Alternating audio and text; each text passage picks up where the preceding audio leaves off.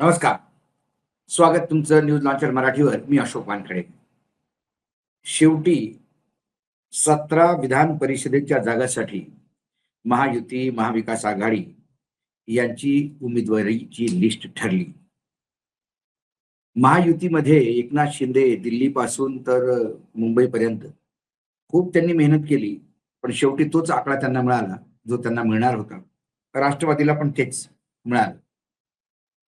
बहुतेक किती जरी डोळे वटारले आणि किती जरी डोळे मोठे केले आणि काही जरी वायफाळ बोलणं झालं, म्हणजे काही काही वक्तव्य करायचं किंवा आपल्या नेत्यांकडनं करून द्यायचं. पण शेवटी अमित शहा जे म्हणतात तेच ऐकावं लागतं आणि खाली मुंडी घालून तेच ऐकतात.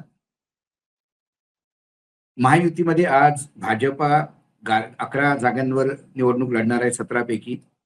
एकनाथ शिंदेची शिवसेना 4 जागांवर, तर राष्ट्रवादीला म्हणजे सुनेत्रा पवारांच्या 2 जागा मिळाल्या. 17 जागांसाठी अखेर आज उमेदवार अर्ज भरण्यात आले असून महायुती युद्ध महाविकास आघाडी असा आता थेट लढत होणार आहे. मात्र जवळपास सर्वच मतदारसंघात काही नेत्यांनी नाराजी व्यक्त करत बंडखोरी केली, तर काही अपेक्षित उमेदवारीचे अर्ज दाखल झाल्याने एकाच जागेसाठी अनेक उमेदवार रिंगणात आहेत. मात्र मुख्य लढत ही महायुती आणि महाविकास आघाडी यांच्यातच होणार आहे.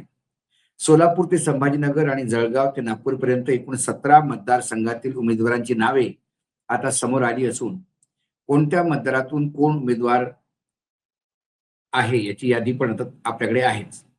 पण जर आपण तसं पाहिलं तर महायुतीकडे भाजपा 11 जागेवर लढतात, शिवसेना शिंदे 4 आणि राष्ट्रवादी सुनेत्रा पवार 2.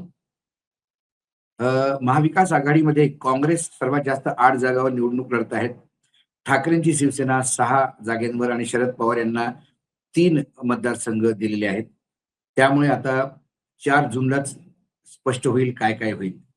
सोलापूर, अहिल्यानगर, ठाणे, जळगाव, सांगली, सातारा, नांदेड, यवतमाळ, पुणे, भंडारा, गोंदिया, रायगड, सिंधुदुर्ग, रत्नागिरी, सिंधुदुर्ग, नाशिक, वर्धा, चंद्रपूर, गडचिरोली, अमरावती, धाराशिव, लातूर, बीड, परभणी, हिंगोली, छत्रपती संभाजीनगर, जालना आणि नागपूर म्हणजे पोटनिवडणूक आहे. आता या 17 मतदारसंघात कोण कोण कसं कसं लढणार याचं जर आपण पाहिलं तर सोलापूर ही महाविकास आघाडीमध्ये काँग्रेसचे आदित्य फतेपूरकर, त्यांना भाजपाचे राजेंद्र राऊत हे टक्कर देणार आहेत. अहिल्यानगरमध्ये पुन्हा काँग्रेसचे करण ससाणे यांच्या विरुद्ध भाजपाचे प्रजक्त तानपुरे हे आहेत. ठाणेमध्ये राष्ट्रवादी काँग्रेस महाविकास आघाडीतर्फे म्हणजे शरद पवार, अभिजित पवार विरुद्ध शिवसेना म्हणजे एकनाथ शिंदे, रवींद्र फाटक. जळगावमध्ये शिवसेना ठाकरे यांचे शरद तायडे, तर त्यांच्या विरुद्ध भाजपाचे नंदकिशोर महाजन. सातारा सांगलीमध्ये राष्ट्रवादी काँग्रेसचे बाळासाहेब पाटील म्हणजे अजित पवार गुट, ऑब्लिक अभयसिंग जगताप विरुद्ध भाजपाचे धैर्यशील माने. सांगली सातारा जिल्ह्यात राष्ट्रवादी महाविकास आघाडीचे काँग्रेसचे बाळासाहेब पाटील किंवा अभयसिंग जगताप विरुद्ध भाजपाचे धैर्यशील माने हे राहतील. नांदेडमध्ये काँग्रेसचे रामदास पाटील विरुद्ध भाजपाचे अमर राजूरकर. यवतमाळमध्ये काँग्रेसचे बाळासाहेब कांबळे विरुद्ध शिवसेनेचे दुष्यंत चतुर्वेदी. पुण्यामध्ये राष्ट्रवादी काँग्रेसचे महाविकास आघाडी श्रीकांत पाटील विरुद्ध राष्ट्रवादी काँग्रेस महायुती विक्रम काकडे हे आहेत. भंडारा गोंदिया इथे काँग्रेस पार्टी यांचे दिलीप बनसोड याच्या विरुद्ध भाजपाचे अविनाश ब्राह्मणकर. रायगड, रत्नागिरी आणि सिंधुदुर्ग इथे ठाकरेंची शिवसेना उद्धव ठाकरेंची विरुद्ध राष्ट्रवादी काँग्रेसचे अनिते तटकरे महायुतीचे ते आहेत. नाशिकमध्ये महाविकासचा उमेदवार नाही, अपक्ष विरुद्ध शिवसेनेचे म्हणजे महायुतीची शिवसेना शिंदेची शिवसेनेचे नरेंद्र दराडे. वर्धा, चंद्रपूर, गडचिरोलीमध्ये काँग्रेसचे शैलेश अग्रवाल याच्या विरुद्ध भाजपाचे अरुण लखानी आहेत. अमरावतीमध्ये काँग्रेसचे हर्षदीप देशमुख विरुद्ध भाजपाचे प्रवीण पोटे. धाराशिव, लातूर, बीड इथे काँग्रेसचे महेश देशमुख यांच्या विरुद्ध भाजपाचे बसवराज पाटील.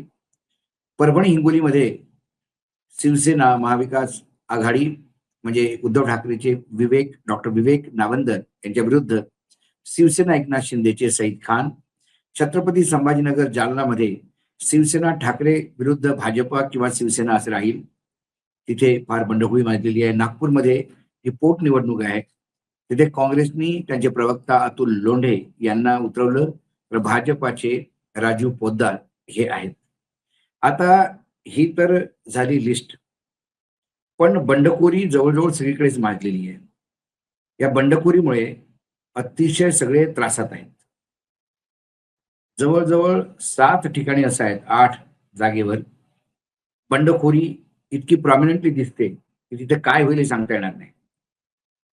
जोपर्यंत फॉर्म वापस घेण्याची वेळ येते आणि त्यानंतर पूर्ण चित्र उभं राहील. पण आता तरी कमीत कमी ज्या दिवशी फॉर्म भरले गेले त्या दिवशी तरी महायुतीमध्ये बंडखोरीचं प्रमाण जास्त दिसायला लागलेलं आहे.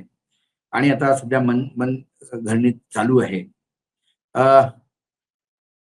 जी बंडखोरी पाहायला मिळते त्यामध्ये छत्रपती संभाजीनगर, रायगड इथे पण आहेत, बंडखोऱ्या झालेल्या आहेत. कोकणात पण आहेत. आता मी जर तुम्हाला लिस्टवर जर वाचून दाखवली बंडखोरी कुठे कुठे काय काय आहे तर तुम्ही ते पाहू शकता. रायगडमध्ये राष्ट्रवादीकडून अनिकेत तटकरेंना म्हणजे अजित पवारच्या राष्ट्रवादींना तटकरेंनी उमेदवार दिली, तर महेंद्र दळवीची मुलगी जुईल दळवी ही बंडखोर म्हणून तिथे उभी आहे. संभाजीनगर, जालना मध्ये भाजपाकडून सुहास शिरसाट यांना उमेदवार दिली, तर अब्दुल सत्तार जे एकनाथ शिवसेनेचे आहेत त्यांचे पुत्र समीर सत्तार यांची बंडखोरी केलेली आहे. अब्दुल सत्तारनी भरपूर तोंडसुख घेतलंय भाजपावर, त्याचं पण तुम्हाला मी विश्लेषण करतो. यवतमाळमध्ये शिवसेना यांनी दुष्यंत चतुर्वेदीला उमेदवारी दिली म्हणजे एकनाथ शिंदेच्या शिवसेनेनी, तर भाजपाचे नितीन भुतळा आणि राष्ट्रवादी म्हणजे अजित पवारकडनं साजिद बेग यांची बंडखोरी आहे. म्हणजे तीन उमेदवार सध्या तिन्ही पार्टीचे 3 उमेदवार उभे आहेत यवतमाळमधून. पुण्यामध्ये राष्ट्रवादीने विक्रम काकडेला उमेदवारी दिली. हा विक्रम काकडे संजय काकडे नावाचा जो बदनाम बिल्डर आहे त्याचा मुलगा आहे, तो भाजपामध्ये आहे. तो विक्रम काकडेनी रात्री भाजपा सोडून राष्ट्रवादी अजित पवारकडे प्रवेश केला आणि लगेच त्याला उमेदवारी दिली. त्याच्या विरुद्ध भाजपाचे प्रदीप कंद यांच्याकडून बंडखोरी झालेली आहे. आता विक्रम काकडे हा पार्थचा जवळचा मित्र समजला जातो. हे सगळे रिअल इस्टेटवाले आहेत.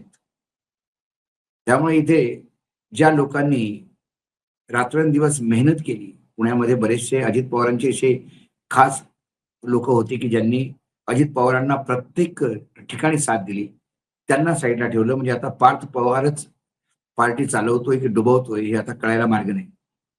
अमरावतीत भाजपाकडून प्रवीण पोटेंना उमेदवारी दिली, तर शिवसेनाचे बिजोरिया जे आहेत, विप्लव बिजोरिया मोठा परिवार आहे एकनाथ शिंदेची, यांची बंडखोरी झालेली आहे. नाशिकमध्ये एकनाथ शिंदेकडनं नरेंद्र दराडेंना उमेदवारी दिली, तर तिथं अपक्ष म्हणून गोकुळ गीते, गणेश गीतेचा अर्ज आहे. हे सगळे महाजनांचे निकटवर्ती आहेत जे जिल्हा मंत्री आहेत तिथे, म्हणजे भाजपाचे. परभणीमध्ये शिवसेनेने म्हणजे एकनाथ शिंदेनी सईद खान यांना उतरवलं, तर राष्ट्रवादी जी सुनेत्रा पवार सांभाळतायत त्याचं विजय जामकर आणि संग्राम जामकर यांची बंडखोरी झालेली आहे तिथे. नांदेडमध्ये भाजपाने अमरनाथ रायकुरांना जशी उमेदवारी दिली तिथे त्याच्या विरुद्ध राष्ट्रवादीचे म्हणजे अजित पवारच्या ग्रुपचे प्रवीण पाटील चिखलीकरांनी बंडखोरी केलेली आहे. आमदार चिखलीकरांचा मुलगा आहे तो. जळगावमध्ये भाजपाने नंदकिशोर महाजनला उतरवलं, तर त्याच्या विरुद्ध शिवसेना म्हणजे एकनाथ शिंदेनी रमेश काळे आणि दीपक धोंडेची बंडखोरी झालेली आहे. आता आपण महाविकास आघाडीकडे येऊया. महाविकास आघाडी म्हणजे नांदेड मध्ये रामदास सोटकनकरला काँग्रेसने तिकीट दिलं, पण तिथे माधवगाव जवळकरांची बंडखोरी आहे. नागेश आष्टीकरांचा मुलगा कृष्णा आष्टीकर ठाकरे गटाकडून बंडखोरी करतोय. आता म्हणजे शिवसेनेकडनं. भंडारा गोंदियामध्ये काँग्रेसचे प्रफुल्ल अग्रवाल आहे. आता नरेश ईश्वरकर आणि दिलीप बनसोडे यांनी पण तिथे फॉर्म भरला काँग्रेसचे. सांगलीमध्ये शरद पवार त्या एनसीपी कडनं बाळासाहेब पाटलांचा अर्ज आला तर तिथे काँग्रेसचा म्हणजे महाविकास आघाडीचे संजय मेढे आणि मयूर पाटलांचा पण अर्ज आला. सोलापूरमध्ये काँग्रेसनी आदित्य फत्तेपूरकरांना उमेदवारी दिली तर तिथे शरद पवारांच्याकडनं वसंतनाना देशमुख आणि शिवसेनेकडनं नागेश अक्कलकोटीची बंडखोरी आहे. सोलापूरमध्ये तसं चित्र आहे जसं यवतमाळमध्ये महायुतीचं चित्र आहे. आता 4 तारखेला अर्ज वापस घेण्याची तारीख आहे. त्यानंतर पाहू काय होतं ते. पण तूर्त आता तरी इतकं भयानक वातावरण झालेलं आहे की जर तुम्हाला उदाहरणार्थ तुम्ही जे सांगतो, मी म्हटलं जे अब्दुल सत्तार बडे म्हणजे ताकदवार नेता आहेत एकनाथ शिंदेच्या याचे आणि मराठवाड्यामध्ये शिवसेना एकनाथ शिंदे याचं बाळासाहेब ठाकरेंच्या पासून तो एक मोठा पिलर राहिलेला आहे. तर ते एकनाथ शिंदेकडे आहे. तर त्यांचं जे म्हणणं आहे, त्यांचं असं म्हणणं होतं की अ, त्यांच्या मुलांना समीर सत्तारला त्यांनी अपक्ष हे टाकायला दिलं, म्हणजे फॉर्म त्यांनी टाकला. त्यांचं म्हणणं असं आहे की शिवसेनेचं मुंडकं उडवण्याचं काम आपलाच मित्र पक्ष करत आहेत म्हणजे भाजप. आमचा त्याग गुवाहाटीतील कामाख्या देवीला माहित आहे. पण भाजपा तो आता त्याग पूर्णपणे विसरली आहे. भाजप आमच्या पक्षात गटतट पाडत आहे आणि आमचे हातपाय आधीच तोडले होते. आता थेट मुंडकं तोडून ठेवलेलं आहे. आमची जिल्हा परिषद गेली. पालिकेत शिवसेना प्रमुख बाळासाहेब ठाकरेंच्या काळापासून असणारी सत्ताही संपली. आता आमच्याकडे काय राहिलं? अनेक छोट्या जागांवर वैयक्तिक भाजपाचे नेते मोठे होत आहेत आणि शिवसेनेला संपवलं जात आहे. उद्धव ठाकरेंचे अंबादास दानवे यांनी दोन्ही शिवसेना एकत्र आल्या पाहिजे असं म्हटलं. यावर अब्दुल सत्तार म्हणाले की मलाही वाटतं की आता दोन्ही शिवसेना एकत्र झाल्या पाहिजेत. आमच्या नेत्याने म्हणजे एकनाथ शिंदे यांनी जर एकत्र येण्याचा निर्णय घेतला तर कोणालाही विचार करण्याची गरजच नाही. माझा जो नेता निर्णय घेईल तो मला म्हणजे पूर्ण मान्यता असेल माझी. जिल्ह्यात शिवसेनेचे 2 भाग करून एका भागाला हातचती धरायची, दुसऱ्या भागावर अन्याय करायचा अशी खेळी खेळून आमचा मोठा भाऊ आता म्हणजे आता देवा भाऊच आम्हाला संपणार असेल तर आमचा दुसरा इलाज नाही असा संताप त्यांनी व्यक्त केला. पुढे ते म्हणाला की महाराष्ट्रातील राजकीयची स्थितीची जी तुलना आहे ती पश्चिम बंगाल सोबतच करायला पाहिजे. पश्चिम बंगालमध्ये एकेकाळी ममता बॅनर्जी आणि भाजप एकत्र होते. त्यानंतर त्यांच्यातील समन्वय तुटला आणि आज ते एकमेकांना मारत आहेत. महाराष्ट्रात आमची तशी ममता होऊ नये याची काळजी आणि दक्षता माझ्यासारख्या कार्यकर्त्यांनी घेतली पाहिजे. आमचा नेता शेतकरी, दलित, मजदूर आणि सर्व जाती धर्माला घेऊन सोबत जाणार आहे. त्यामुळे आमची ममता होणे शक्य नाही असे देखील ते म्हणाले. अब्दुल सत्तार यांच्या विधानावर आता भाजपा काय पलटवार करतो हे पाहायचं म्हणजे हे आपसात लढणारच आहेत. 4 तारखेला बरेच चित्र स्पष्ट होईल. 4 तारखेनंतर आपण पुन्हा पाहू की आता खरी स्थिती काय राहील. खरंच एका विरुद्ध 2 की 3 आपसात लढतील की कशी बंडखोरी जी माजली ती 4 तारखेपर्यंत शमवण्याचा प्रयत्न करतील का? आज न्यूज लॉन्चर मराठीमध्ये एवढंच. पुन्हा येतो काही विषयासोबत. तुमचा नमस्कार. पाहत रहा न्यूज लॉन्चर मराठी.